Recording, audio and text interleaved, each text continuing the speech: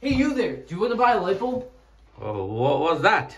Wait, you don't know what a light bulb is? No. Man, you've been living under the rock. I can explain it for you. So basically, the light bulb is a product that produces light from electricity, and it was recently made in 1876 by brilliant scientist Thomas Edison. It's a small figure composed of a balloon-shaped transparent glass exterior combined with the base.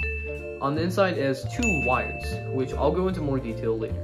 In general, the light bulb is just a great source of electricity and light in dark circumstances, just like this convenient example where I'm in a hallway and the light bulb lights the whole hallway.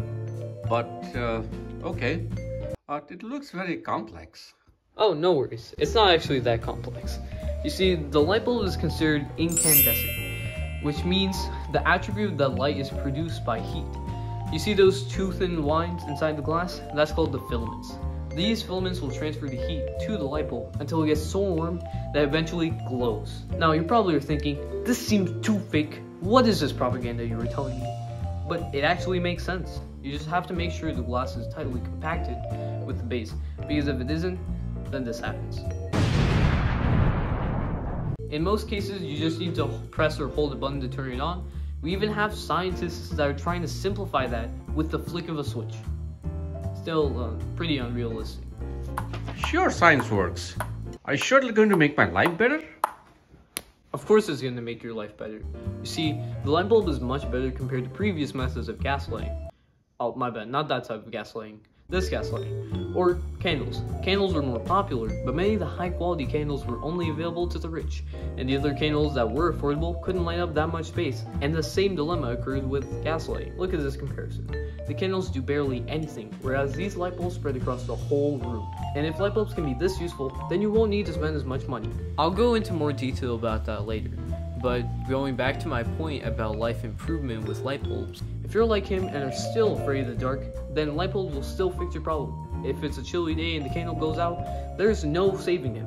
However, if you have a light bulb, it'll stay on, and that's a guarantee. Unless you purposely smash it with a strong object. Alright, but how much does it cost? Good question. Light bulbs cost around $1, and it does seem like a lot in our time of the 19th century. But the great thing about light bulbs is that it is preserved to a lifetime of 1,200 hours. That is 50 days consecutively. That sounds like a pretty good deal to me. Where can I find these bulbs? Oh, it's pretty simple. The main way you'll be able to get it is by purchasing it from Thomas Edison's company, Edison Electric Lamp Company.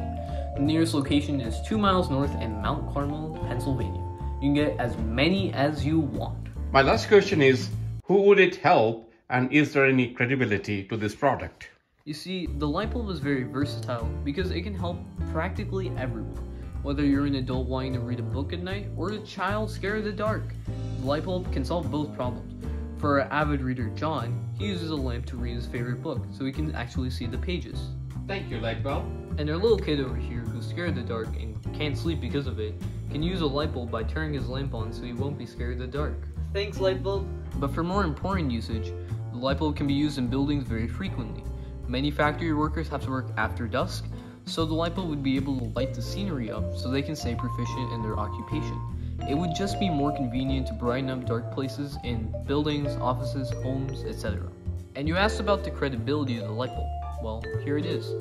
In a recent interview with Thomas Edison, he stated, "We are projected to produce 1 million light bulbs annually by the end of 1880s. And the man credited with pioneering the light bulb, who is J.P. Morgan, he stated, "Like the discovery of fire and the invention of the wheel, electric light will revolutionize mankind."